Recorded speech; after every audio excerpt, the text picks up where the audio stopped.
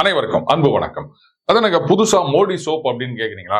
ஏங்க பாஜக washing machine இருக்கும்போது மோடி சோப் இருக்க கூடாதா?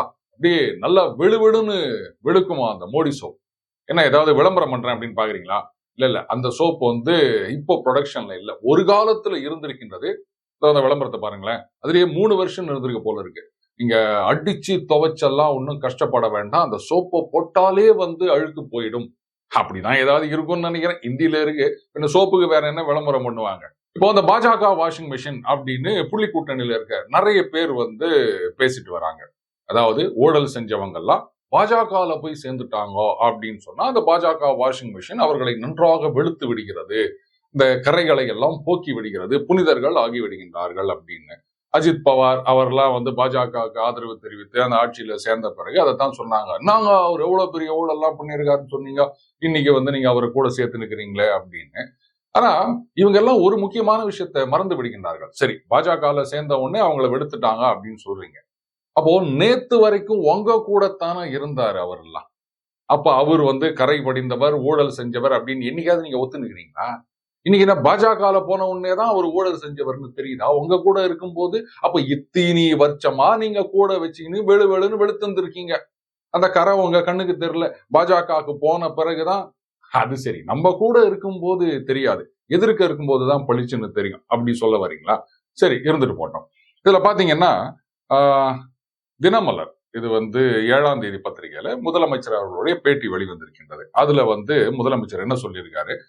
ஊழல் புகாருக்கு ஆளான எதிர்க்கட்சி பிரமுகர் திடீரென்று பாஜக பக்கம் சென்று விட்டால் உடனே அவரை புனிதராக்கி அமைச்சர் பதவி கொடுக்கும் அளவுக்கு கரை நீக்கக்கூடிய அற்புத வாஷிங் மிஷின் பாஜகவிடம் இருக்கிறது என முதல்வர் ஸ்டாலின் கூறினார். அதாவதுங்க, ஒரு விஷயம் புரிஞ்சுக்கணும். இன்னாதான் அதிக காசு கொடுத்து ஒரு வாஷிங் மிஷின் வாங்கினாலும் 1,00,000 கொடுத்து வாங்கினாலுமே அதுல அந்த வாஷிங் பவுடர் போடுறோம் பாருங்க, அதை வச்சுதான் வெளுக்கிறது. வெறும் வாஷிங் மிஷினை வச்சு நீங்க துணியை வெளுக்க முடியாது. நிறைய பேர் அப்படிதான் பேசிட்டு இருக்காங்க, வாஷிங் மிஷின் வாஷிங் மிஷின். ஆனா நமது முதலமைச்சர் இவ்வளவு சொல்லி இருக்காரு. செந்தில் பாலாஜி அவர்களை மறந்துட்டாரா? என்னங்க, என்னதான் ஒருத்தர் வந்து மாச கணக்குல ஜெயிலுக்குள்ள இருந்தாலும் அவரை மறக்கிறது நியாயமா? இதே முதலமைச்சர் அவர்கள் தான் எதிர்க்கட்சி தலைவரா இருக்கும்போது செந்தில் பாலாஜி அவர்களை பத்தி என்னென்னலாம் பேசினாரு அப்படின்ற வீடியோ இன்றைக்கும் நிறைய சோசியல் மீடியால சுத்திட்டு இருக்குது. திமுக வாஷிங் மிஷின் ஒண்ணு இருக்கு, இல்ல திமுக சோப் இருக்குது அப்படின்னு சொல்றாங்களா? எப்படி திடீரென்று செந்தில் பாலாஜி அவர்கள் புனிதராகி விட்டார்? அன்னைக்கு சொன்ன குற்றச்சாட்டு கரெக்டுங்க, அதுல ஆதாரம் இல்லை என்பதை நாங்கள் தெரிந்து கொண்டோம் அப்படின்னு ஒரு ஸ்டேட்மெண்டாவது இது வரைக்கும் கொடுத்துக்கிறாங்களா? அது சரி, ஊடகங்களை யாராவது கேட்கணும். என்ன சார், செந்தில் பாலாஜி அவர்கள் மேல அவ்வளவு எல்லாம் குற்றச்சாட்டு சொன்னீங்க, கட்சியில சேர்ந்து ஒரு சில வருடங்களே ஆன ஒருத்தருக்கு வந்து முக்கியமான துறைகளை எல்லாம் கொடுத்திருக்கீங்களே, அப்ப குற்றச்சாட்டு என்ன ஆனது அப்படின்னு யாராவது ஒருத்தர் வந்து முதலமைச்சர் அவர்கள் கிட்ட கேட்டுந்தா அப்ப வந்து பதில் சொல்லியிருப்பாரு. ஆனா யாருமே கேட்கறது இல்லையே. என்ன கேட்கறாங்க? உங்களுக்கு எம்ஜிஆர் பிடிக்குமா, சிவாஜி பிடிக்குமா? உடனே முதலமைச்சர் வந்து இருவரும் பிடிக்கும் அப்படின்னு சொன்ன உடனே அது எப்படி இருவரும் சொல்ல முடியும்? நான் எதுக்கு இந்த கேள்வியை சொல்றேன்னா, அதுக்கு முந்தின கேள்வி, உங்களுக்கு அண்ணா பிடிக்குமா, பெரியார் பிடிக்குமா அப்படின்னா முதலமைச்சர் வந்து இருவரும் அப்படின்னு சொல்றாரு. ஆமா, அதுல 2 பேர்ல யாருங்க விட முடியும்? அடுத்தது எம்ஜிஆரா சிவாஜியான்னு வரும்போது இருவரும் அப்படின்னு சொன்ன உடனே இருவரும் நான் சொல்ல முடியாது. அப்ப உடனே அதுக்கு வந்து ஒரு துணை கேள்வி போடுகிறார். இந்த அரசியல் ரீதியாக ஏங்க, எம்ஜிஆர் தான் அரசியல் ரீதியாக, சிவாஜியோட அரசியல்னு என்னங்க இருக்குது? இப்படி இல்லாம கேள்வி கேட்கறது. உடனே அரசியல் ரீதியாக எம்ஜிஆரும், இந்த கலை ரீதியாக சிவாஜி அப்படின்னு முதலமைச்சர் அவர்கள் பதில் சொல்கிறார். அமைச்சர் உதயநிதி, நடிகர் உதயநிதி, இப்படி ஒரு கேள்வி. இப்படி கடினமான கேள்விகளே கேட்டுட்டு இருக்காங்களே தவிர சுலபமா செந்தில் பாலாஜி மீது நீங்கள் அன்று வைத்த குற்றச்சாட்டுகள் எல்லாம் என்ன ஆனது அப்படின்னு சிம்பிளான கேள்வி யாரும் கேட்க மாட்டேங்கிறாங்க. கேட்டாதானே பதில் வரும். ஒண்ணு, செந்தில் பாலாஜி அவர்கள் தவறே செய்யவில்லை. அன்றைக்கு வந்து எதிர்கட்சியாக இருக்கும்போது ஏதோ குற்றச்சாட்டு வைத்தோம். அதுக்கப்புறமா வந்து அவர் எங்க கட்சிக்கு வந்து சேர்ந்த பிறகு விளக்கம் கொடுத்தார். அதெல்லாம் பார்த்த பிறகு ஆஹா, அவர் புனிதர் அப்படின்னு புரிந்து கொண்டு அவருக்கு மந்திரி பதவி கொடுத்தோம் அப்படின்னாவது ஒரு ஸ்டேட்மெண்ட் கொடுத்திருக்கணும். இன்னி வரைக்கும் அது வந்த மாதிரி தெரியல. சரிங்க, அன்னைக்கு அவர் தப்பு பண்ணாருங்க. அதுக்கு வந்து வழக்கு நடக்கும். அது வந்து சட்டம் தன் கடமையை செய்யும். அவர் கோர்ட்ல நிரூபிக்கட்டும். அது கோர்ட்ல வந்து தீர்ப்பு வருவதற்கு முன்னாடியே ஒருத்தவரை வந்து குற்றவாளின்னு சொல்ல முடியாது. இப்படியாவது ஒரு ஸ்டேட்மெண்ட் கொடுத்திருக்கணும். அப்படி ஒரு ஸ்டேட்மெண்ட் வந்ததாகவும் தெரியவில்லை. இதுல சில பேர் என்ன சொல்றாங்கன்னா, பாத்தீங்களா, செந்தில் பாலாஜி அவர்களுக்கு எதிரான நடவடிக்கை இது பாஜக பண்ணா மாதிரி அவங்க கிரெடிட் எடுத்துக்கிறாங்க. இது அதிமுக போட்ட வழக்கு அப்படின்னு. அந்த சுப்ரீம் கோர்ட் ஜட்ஜ்மெண்ட் இத இத்தனை நாளைக்குள்ள கேஸ் ஃபைல் பண்ணோம் அப்படின்னு சொல்லியிருந்தாங்க இல்லையா? அந்த ஜட்ஜ்மெண்ட்டை எடுத்து பார்த்தா தெரியும். செந்தில் பாலாஜி அவர்கள் அதிமுகவை விட்டு நீங்கிய பிறகும் கூட நீண்ட காலம் அவர் மீது வழக்கு பதியப்படவில்லை அதிமுக அரசாங்கத்தினால். நல்லா யோசிச்சு பார்க்கணும். கட்சியை விட்டு போயிட்டாரு. அப்ப கூட அவர் மேல கேஸ் போடாம தேர்தலுக்கு கொஞ்ச நாளைக்கு முன்னாடி தான் அந்த வழக்கு பதியப்படுகின்றது. அப்ப இது என்ன சொல்லுவீங்க? ஒருவேளை தேர்தலுக்கு முன்னாடி எப்படியாவது நம்ம பக்கம் திரும்பி வருவார் அப்படின்னு எதிர்பார்த்து இருந்தாங்களோ, அதனால தான் அந்த வழக்கு போடலையோ? இஷ்டத்துக்கு வாங்கி வந்ததெல்லாம் அடிச்சு விடுறது. இந்த டெவில் இஸ் இந்த டீடைல்ஸ் அப்படின்னு சொல்லுவாங்க. அந்த டெவில் ரெண்டு பக்கமும் ஊடாடும். அதையும் ஞாபகம் வச்சுக்கணும். இந்த பேட்டியில இன்னும் நிறைய விஷயங்களையும் சொல்லியிருக்காருங்க. அதாவது இந்தியாவின் மருத்துவ தலைநகர் என்ற பெருமையை தமிழகம் பெற்றுள்ளது. மருத்துவ தலைநகர்னா அப்ப மருத்துவத்துல நாம உச்சியில இருக்கணும். அதான் அர்த்தம். அடுத்த லைன்லயே மக்களுக்கான மருத்துவ சேவையில் இந்தியாவில் 2வது இடத்தில் தமிழகம் உள்ளது. என்னங்க தலைநகரமே 2வது இடத்துல இருக்கு அப்படின்னு சொன்னா, அப்ப முதல் இடத்துல இருக்கிறத என்ன சொல்லுவீங்க நீங்க? தலைக்கு மேல் இருக்கும் நகரம்னு சொல்லணுமா? எனக்கு புரியல. அதுக்கப்புறம் பாருங்க, குனிந்து தேட வேண்டிய அளவில் இருந்த தமிழகத்தின் முன்னேற்றத்தை 3 ஆண்டுகளில் நிமிர்ந்து பார்க்க வேண்டிய அளவுக்கு உயர்த்தி இருக்கின்றது திராவிட மாடல் அரசு. இதுவும் ஸ்டாட்டிஸ்டிக்ஸ் எடுத்து பார்த்தா தெரியும். தமிழகம் ஏதோ தொழில் முன்னேற்றத்திலேயோ இல்ல மற்ற வளர்ச்சி குறியீடுகள்லயோ அதுல பாதாளத்துல எல்லாம் இல்லை. ஏதோ இந்த 3 ஆண்டுகள்ல தான் அப்படியே மேல கொண்டு வந்து வச்ச மாதிரி. சரி ரைட்டு, இதையும் ஊடகங்கள் தான் கேள்வி கேட்கணும். இந்த ஸ்டாட்டிஸ்டிக்ஸை எடுத்து வைக்கணும். ஆனா யாரும் வைக்க மாட்டாங்க. அப்படியே காது கிழிகிற அளவுக்கு ஜால்ரா சத்தம் தான் இங்க கேட்டுட்டு இருக்கு. அடுத்தது பாருங்க, சட்டத்துறை அமைச்சர் ரகுபதி அவர்களுடைய பேட்டி. அவர் என்ன சொல்லியிருக்காரு? ஜாபர் சாதிக்குக்கும் திமுகவுக்கும் எந்தவித தொடர்பும் இல்லை அப்படின்னு சொல்லியிருக்காரு. இந்த பம்மல் சம்பந்தம் படம் தான் ஞாபகம் வருது. சம்பந்தத்துக்குமே சம்பந்தம் இல்லை அப்படின்வாரு. எப்படிங்க எந்த தொடர்பும் இல்லாதவருக்கு தான் ஒரு முக்கியமான நிர்வாகி பதவி கொடுத்திருந்தாங்களா? இதை நம்ம எப்படி புரிஞ்சுக்கணும் அப்படின்னா, இனிமேல் திமுகவுக்கும் ஜாபர் சாதிக்குக்கும் எந்த தொடர்பும் இல்லை, அவர் கட்சியை விட்டு நீக்கப்பட்டார், அப்படிதான் நம்ம அர்த்தம் எடுத்துக்கணும். பேசும்போது இதெல்லாம் கொஞ்சம் தெளிவா பேசுறது நல்லது. இல்லாட்டா இந்த மாதிரிதான் குறுக்கு கேள்வி யாராவது கேட்பாங்க எதிர்கட்சியில. ரைட். ஆனா சிக்கல் எங்க வருது அப்படின்னு கேட்டீங்கன்னா, குற்றவாளிகளுக்கு எந்த காலத்திலும் துணை போக மாட்டோம் அப்படின்னு சொல்லியிருக்காருங்க மாண்புமிகு சட்டத்துறை அமைச்சர் அவர்கள். குற்றவாளின்னு யார சொல்றாரு? ஜாபர் சாதிக் அவர்கள் குற்றம் சாட்டப்பட்டவர். அவர் அரெஸ்ட் பண்ணியிருக்காங்க. ஏற்கனவே 2013 கூட அவர் குற்றம் சாட்டப்பட்டவராக இருந்தார். 2017 நீதிமன்றத்துல விடுவிக்கப்படுகின்றார். சோ அவர் குற்றவாளி கிடையாது. குற்றவாளிகளுக்கு துணை போக மாட்டோம் அப்படின்னு சொன்னா நீதிமன்றத்துல தீர்ப்பு வருவதற்கு முன்னாடியே ஒருத்தர் குற்றவாளின்னு சொல்ல முடியாது இல்லையா? அப்ப ஜாபர் சாதிக்க சொல்லலையா? வேற யார சொல்றாரு? என்சிபி தமிழ்நாட்டில் ஏதாவது பிடித்தார்களா? ஜாபர் சாதிக் பற்றி சொல்கிற போது டெல்லியிலும் வேறு மாநிலத்திலும் தான் போதைப் பொருள் பிடிக்கப்பட்டு இருக்கின்றது, தமிழ்நாட்டில் கிடையாது. கூடவே என்ன சொல்றார்? தமிழ்நாட்டை பொறுத்தளவில் போதைப் பொருள் நடமாட்டத்தை முழுமையாக தடுத்து வைத்திருக்கின்றோம். இது இன்றைய தினத்தந்தி செய்தி. இப்போ இத பாருங்க. தாய்லாந்திலிருந்து விமானத்தில் கடத்தி விற்பனை 50 லட்சம் கஞ்சா பறிமுதல், 3 பேர் கைது. சென்னை மற்றும் புறநகர் பகுதிகளில் கல்லூரி மாணவர்கள் மற்றும் சாப்ட்வேர் இன்ஜினியர்களை குறிவைத்து கஞ்சா, கொக்கைன் உள்ளிட்ட போதைப் பொருட்கள் விற்பனை செய்யப்பட்டு வருவதாக வந்த தகவலை அடுத்து தனிப்படை போலீசார் தீவிர கண்காணிப்பில் ஈடுபட்டனர்.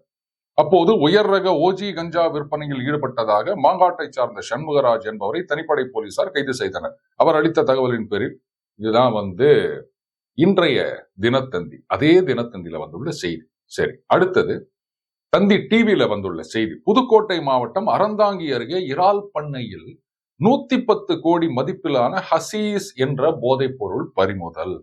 போதைப் பொருள் கடத்தல் தொடர்பாக சுல்தான் என்பவரை போலீசார் தேடி வருகின்றனர். புதுக்கோட்டையும் தமிழகத்துல தானே இருக்கு. ஆனா அமைச்சர்கள் தமிழகத்துல போதைப் பொருள் நடமாட்டத்தை முழுமையாக கட்டுப்படுத்தி இருக்கிறோம் அப்படின்னு சொல்லியிருக்காரு. சரி விடுங்க, பேட்டி கொடுத்ததுக்கு அப்புறமா வந்த செய்தி இது அப்படின்னு நம்ம எடுத்துக்க வேண்டியதுதான். இதுல பாத்தீங்கன்னா சில பேர் அண்ணாமலை அவர்களுடைய ஒரு பழைய புகைப்படம் அதை சோசியல் மீடியால ஷேர் பண்ணியிருக்காங்க. அதுல காவல் அதிகாரி உடையில இருக்காருங்க, ஐபிஎஸ் ஆபீசரா இருந்தவர் இல்லையா. கூட இன்னும் 2 பேர் இருக்காங்க, அவங்களும் காவல் அதிகாரி உடையில தான் இருக்காங்க. இந்த படத்தை போட்டுட்டு அதுல கூட இருக்காரு இல்லையா, அவர் இப்போது என்சிபி ஜோனல் சீஃபா இருக்காரு, இப்ப புரியுதா உங்களுக்கு அப்படின்னு ஒரு பெரிய ரகசியத்தை கண்டுபிடிச்சிட்டா மாதிரி.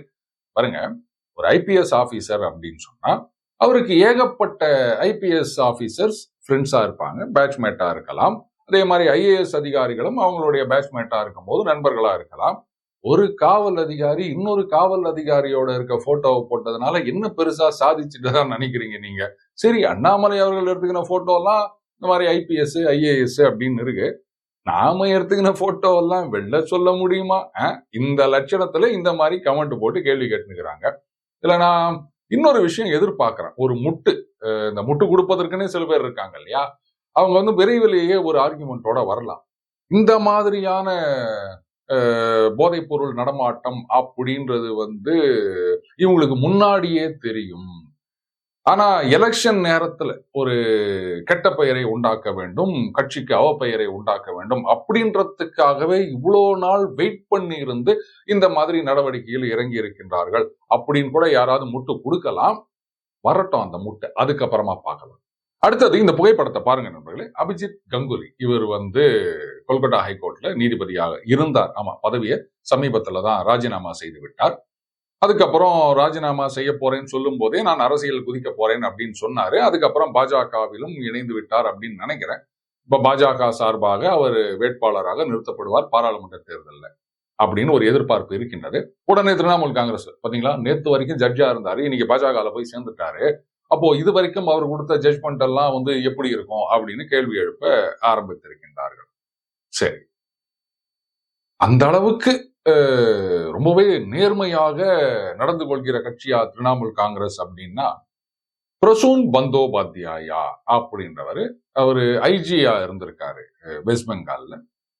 சமீபத்துலதான் ஒரு சில வாரங்களுக்கு முன்னாடி பதவியை ராஜினாமா செய்கிறார். இப்ப மால்டா தொகுதியில திரிணாமுல் காங்கிரஸ் சார்பாக வேட்பாளராக நியமிக்கப்பட்டுள்ளார்.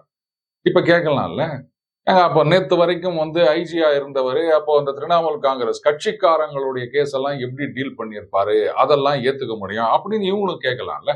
உடனே ஒரு சில நண்பர்கள் சொல்லலாம், சார் என்ன சார் டிட் ஃபார் கேட் அப்படின்னு சொல்றீங்களேன்னா, கரெக்ட். இதுல ஒரு செய்தி பார்த்தேன். அதிர் ரஞ்சன் சௌத்ரி ரொம்ப அதிரடியாக பேசக்கூடியவர், காங்கிரஸ் கட்சியுடைய மேற்கு வங்காள மாநில தலைவர். அவர் ஒரு சமயத்துல பத்திரிகையாளர்கள் முன்னாடி பேசும்போது, இந்த நீதிபதி இருக்காரு இல்லையா அபிஜித் கங்குலி, இவர் மேற்கு வங்காளத்துல சிஎம் ஃபேஸா இருக்கணும் அப்படின்னு பாராட்டி இருக்கின்றார். ஏன்னா திரிணாமுல் காங்கிரஸ் தலைவர்கள் சம்பந்தமான வழக்குகள் எல்லாம் இவர் முன்னாடி வரும்போது இவர் கொடுத்த தீர்ப்புகளோ இதெல்லாம் திரிணாமுல் காங்கிரஸ்க்கு ஏற்புடையதாக இல்லை. காங்கிரஸ் அங்க எதிர்கட்சி இல்லை, அதனால அதை வரவேற்று இந்த மாதிரி அவர் சொன்னார் அப்படின்னு ஒரு செய்தி பார்த்தேன். அவர் ஏதோ பெங்காலிலேயோ இந்தியிலயோ பேசியிருந்தாரு, அதனால அது எனக்கு புரியல.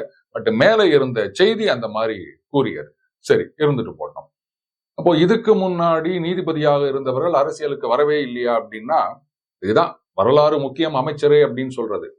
தேவிதாஸ் தாக்கூர் இவர் ஒரு பள்ளி ஆசிரியராக, தலைமை ஆசிரியராக துவங்குகிறார். அதுக்கப்புறமா சட்டப்படிப்பு படிச்சுட்டு ஒரு சக்சஸ்ஃபுல் லாயரா பிராக்டிஸ் பண்றாருங்க. அதன் பிறகு ஹைகோர்ட் ஜட்ஜாக நியமிக்கப்படுகின்றார். ஹைகோர்ட் ஜட்ஜா சில வருடங்கள் பணியாற்றிய பிறகு ஜட்ஜு பதவியை ராஜினாமா பண்ணிட்டு உடனே அரசியல்ல சேருகிறார், அமைச்சராகிறார். பல வருடங்கள் அமைச்சராக இருந்திருக்கின்றார். ஒரு 2 வருஷம் நினைக்கிறேன் துணை முதலமைச்சராகவும் இருந்திருக்கின்றார். அதுக்கப்புறமா அரசியலை விட்டு விலகி சுப்ரீம் கோர்ட்ல லாயரா பிராக்டிஸ் ஆரம்பிக்கிறார். திறமையான ஒரு வழக்கறிஞர் அவர், தேவிதாஸ் தாக்கூர் அவர்கள். இன்றைக்கு அதிமுக இருக்க எத்தனை பேர் அவர் பேரை இன்னும் நினைவு வைத்துக் கொண்டிருக்கிறார்கள் அப்படின்றது சந்தேகம்தான். ஏன்னா ஜெயலலிதா அவர்களுக்கு எதிரான வழக்கில் இங்கு ஆஜராகி சரமாரியான வாதங்களை முன்வைத்தவர் தேவிதாஸ் தாக்கூர் அவர்கள். உடனே அப்படி கற்பனை சிறகுகள் எல்லாம் நிறைய பேர் விரிச்சுப்பாங்க அப்படின்னு நினைக்கிறேன். சார் அப்ப ஊபிலியா பாஜகலையா அப்படின்லாம் கேட்பாங்க. இல்ல, அவர் அமைச்சராக துணை முதலமைச்சராக இருந்த காலகட்டத்துல பாஜகன்ற ஒரு கட்சியே கிடையாது. 77 காலகட்டத்துலதான் அவர் அமைச்சராகிறார். ஜட்ஜு பதவியை ராஜினாமா பண்ணிட்டு எந்த மாநிலத்துக்கு அப்படின்னா ஜம்மு அண்ட் காஷ்மீர் மாநிலத்துக்கு. ஷேக் அப்துல்லா அவர்கள் அமைச்சரவையில் அவர் அமைச்சராகிறார். அதுக்கப்புறம் சில வருடங்கள் கழித்து துணை முதலமைச்சர் ஆகிறார். சோ பாஜகவுக்கும் இதுவுக்கும் சம்பந்தம் கிடையாது. அப்போ ஒரு ஜட்ஜு அரசியலில் கலந்து கொள்வது அப்படின்றது பல வருடங்களுக்கு முன்னாடியே நடந்த விஷயம். கடைசியாக எலெக்ஷன் கமிஷனர் ராஜினாமா செய்துள்ளார். பாருங்க, உடனே ஏராளமான ஹேஷியங்கள் வர வர இந்த நியூஸுக்கும் வியூஸுக்கும் வித்தியாசமே இல்லாம போயிடுச்சுங்க. அதாவது ராஜினாமா செய்திருக்கிறார் அப்படின்றது செய்தி நியூஸ். அவருக்கு ஏதோ பிரஷர் இருந்திருக்குது, இந்த சீஃப் எலெக்ஷன் கமிஷனரோட அவருக்கு ஏதோ முரண்பாடு இருந்திருக்கின்றது, அதனால அவர் ராஜினாமா செய்துட்டாரா அப்படின்னா இது வியூஸ். ஆனா ரெண்டுத்துக்கும் வித்தியாசம் இல்லாம தான் இன்னைக்கு ஊடகங்கள் நடந்து கொண்டிருக்கின்றன. சரி, இப்போ சில பேர் என்ன சொல்றாங்கன்னா, வெஸ்ட் பெங்கால்ல எத்தனை கட்டமாக தேர்தல் நடைபெற வேண்டும் அப்படின்றதுல சிஇசிக்கும் இவருக்கும் கருத்து வேறுபாடு இருந்தது. அதனால தான் அவர் ராஜினாமா செய்து விட்டார். 2027 வரைக்கும் அவருக்கு பதவி இருக்கின்றது. மோடி அரசாங்கத்தோட பிரஷருக்கு அவர் ஈல்டு ஆகல, அதனால தைரியமாக பதவியை ராஜினாமா செய்து விட்டார். இப்போ ஏற்கனவே ஒரு அமெண்ட்மெண்ட் கொண்டு வந்தாங்க இல்லையா எலெக்ஷன் கமிஷனர் அப்பாயின்மெண்ட்ல. அதன்படி ஒரு சில நாட்கள்ல 2 எலெக்ஷன் கமிஷனர்களை பாஜக அப்பாயிண்ட் பண்ண போறாங்க. அந்த கமிட்டியில பாத்தீங்கன்னா பிரதம மந்திரி இருப்பாரு, அதுக்கப்புறமா லீடர் ஆஃப் அப்போசிஷன் இருப்பாரு, அதன் பிறகு பிரதம மந்திரியால் நாமினேட் செய்யப்பட்ட ஒரு கேபினெட் மினிஸ்டர் இருப்பாரு. சோ மெஜாரிட்டி அப்படின்னும் போது ஆளுங்கட்சி தரப்புல தான். அப்போ அவங்களுக்கு வேண்டிய ஆளை அவங்க நாமினேட் பண்ணுவாங்க அப்படின்னு நிறைய பேர் பேசிட்டு வராங்க. இதுல மஹுவா மொய்த்ரா அவர்கள், அதே திரிணாமுல் காங்கிரஸ் எம்பி, அவங்க என்ன சொல்லியிருக்காங்க, இந்திய வரலாற்றிலேயே ஒரே ஒரு எலெக்ஷன் கமிஷனர் அப்படின்றது இப்போதுதான் நடந்திருக்கின்றது. ஏன்னா ஒரு போஸ்ட் வேக்கன்ட் இருந்த இன்னொரு எலெக்ஷன் கமிஷனர் அருண் கோயல் அவர்களும் ராஜினாமா செய்து விட்டார். பெரிய ஒரு ராணுவ ரகசியத்தை கண்டுபிடிச்ச மாதிரி பேசியிருக்காங்க. ஆனா அகைன் வரலாறுன்றது உங்களுக்கு சுத்தமா தெரியல. ஏன்னா TN சேஷன் அவர்கள் காலம் வரைக்கும் ஒரே ஒரு சீஃப் எலெக்ஷன் கமிஷனர் மட்டும்தான். அந்த அடுத்த 2 எலெக்ஷன் கமிஷனர் போஸ்ட் கிடையாது. சேஷன் அவர்கள் சிஇசியா பதவி ஏற்ற பிறகுதான் அன்றைக்கு இருந்த காங்கிரஸ் அரசாங்கத்துக்கு அவருடைய செயல்பாடுகளில் ஒரு சில அதிருப்தி இருந்தது. அதனால என்ன பண்றாங்க, எலெக்ஷன் கமிஷனர் அப்படின்னு அப்பாயிண்ட் பண்றாங்க. இதை எதிர்த்து கோர்ட்டுக்கெல்லாம் போனாங்க, ஆனா நிக்கல அப்படின்னு வச்சுக்கோங்களேன். சோ 90களுக்கு பிறகுதான் ஒரு chief election commissioner, 2 election commissioner அப்படின்ற நடைமுறை அமலுக்கு வருகின்றது. அதுக்கு முன்னாடி வரைக்கும் ஒரே ஒரு சிஇசி தான். இது கூட தெரியாம இவங்க எல்லாம் இத்தனை வருஷமா எம்பியா இருக்காங்க. இதற்கிடையில பாத்தீங்கன்னா அண்ணன் திருமாவர்கள் அவர் என்ன சொல்லியிருக்காரு, உச்சநீதிமன்றம் தலையிட்டு நியாயமான தேர்தலை நடத்த வேண்டும் அப்படின்னு சொல்லியிருக்காருங்க. அதுக்கப்புறம் புள்ளிக்கூட்டணியில் இருக்க முக்கியமான கட்சி காங்கிரஸ்ல அவங்க எல்லாம் என்ன பண்ணிருக்காங்க, இந்த மாதிரி சீஃப் எலெக்ஷன் கமிஷனரை நியமனம் பண்ண போறாங்க, அதை தடுத்து நிறுத்த வேண்டும் அப்படின்லாம் சொல்லியிருக்காங்க. கோர்ட்டு கூட போயிருக்கிறதா கேள்வி. சரி, இப்போ நடக்க போகின்ற எலெக்ஷன் கமிஷனர் நியமனம் இது சட்டப்படி தான் நடக்கின்றது. அந்த திருத்தமும் கோர்ட்டுடைய டைரக்ஷன் படி தான் கொண்டு வரப்பட்டது. இதுக்கு முன்னாடி எலெக்ஷன் கமிஷனர் நியமனத்துல சீஃப் ஜஸ்டிஸ் அவர் அந்த கமிட்டியில கிடையாதுங்க. இவங்க கோர்ட்டுக்கு போகும்போதுதான் பாராளுமன்றத்துல இந்த நடைமுறை சம்பந்தமாக ஒரு புதிய சட்டம் கொண்டு வரப்படும் வரையில் அந்த கமிட்டியில பிரதம மந்திரி, எதிர்கட்சி தலைவர், அதுக்கப்புறம் சீஃப் ஜஸ்டிஸ் ஆஃப் இந்தியா 3 பேரும் இருப்பாங்க அப்படின்ற ஒரு நடைமுறை. இது தற்காலிக நடைமுறை தான். ஏன்னா பாராளுமன்றத்துல இது சம்பந்தமான சட்டம் கொண்டு வரப்படும் வரையில் அப்படின்னு அந்த ஜட்ஜ்மெண்ட்ல கொடுத்திருந்தாங்க. அதே மாதிரிதான் சட்ட திருத்தம் கொண்டு பிரதம மந்திரியால் நியமிக்கப்படும் ஒரு கேபினெட் மினிஸ்டர், அதுக்கப்புறம் எதிர்கட்சி தலைவர் அப்படின்னு நடைமுறை. இன்றைக்கு அருண் கோயல் அவரை வானளாவா புகழ்ந்து கொண்டிருக்கும் இதே எதிர்கட்சிகள், ஒரு சில ஊடகவியலாளர்கள், பத்திரிகையாளர்கள், இவங்கெல்லாம் அருண் கோயல் அவர்கள் நியமிக்கப்பட்ட போது என்ன பேசினாங்க அப்படின்னு பாத்தீங்கன்னா ரொம்பவே ஆச்சரியமா இருக்கும். இவர் மோடியின் கைப்பாவைன்னு பேசினாங்க. ஏன்னா ஒரு நாள் முன்னாடி விஆர்எஸ் கொடுக்கிறாரு அருண் கோயல் அவர்கள், அடுத்த நாள் எலெக்ஷன் கமிஷனராக நியமிக்கப்படுகின்றார். இவர் மோடியின் கைப்பாவை, அவர் சொல்றதெல்லாம் செய்யறதுக்காக இவரை கொண்டாந்து அப்பாயிண்ட் பண்ணிக்கிறாங்க அப்படின்னு சொல்லிட்டு தான் கோர்ட்டுக்கே போனாங்க. அதுக்கப்புறமா தான் ஒரு தீர்ப்பு வருகின்றது, சீஃப் ஜஸ்டிஸ் ஆஃப் இந்தியா அந்த கமிட்டியில இருக்கணும் அப்படின்னு. எது வரைக்கும்னா பாராளுமன்றத்தால் இது சம்பந்தமாக ஒரு சட்டம் கொண்டு வரப்படும் வரையில் அப்படின்னு சொல்லிட்டு சட்டம் கொண்டு வந்துட்டாங்க. இப்போ அந்த சட்டத்தின்படி நியமனம் செய்ய போகின்றார்கள். தீதும் நன்றும் பிறர் தரவாரா அப்படின்றத எதிர்கட்சிகள் புரிஞ்சுக்கணும். அன்றைக்கு இதே அருண் கோயல் அவர்களை மோடியின் கைப்பாவைன்னு சொன்னவங்க இன்னைக்கு மோடியை எதிர்த்து ராஜினாமா செய்திருக்கிறார் அப்படின்னு சொல்றாங்கன்னா இஷ்டத்துக்கு எதை ஒன்னா பேசலாம், ஜனங்க இதெல்லாம் ஞாபகம் வச்சிருக்க மாட்டாங்க அப்படின்னு நினைச்சிட்டு இருக்காங்க போல இருக்கு புள்ளி கூட்டணி தலைவர்கள். ஆனா நமக்கு ஞாபகம் இருக்கின்றது, கடைசி வரைக்கும் ஞாபகம் வச்சுக்கணும் நண்பர்களே. மீண்டும் அடுத்த போது சந்திப்போம். வணக்கம்.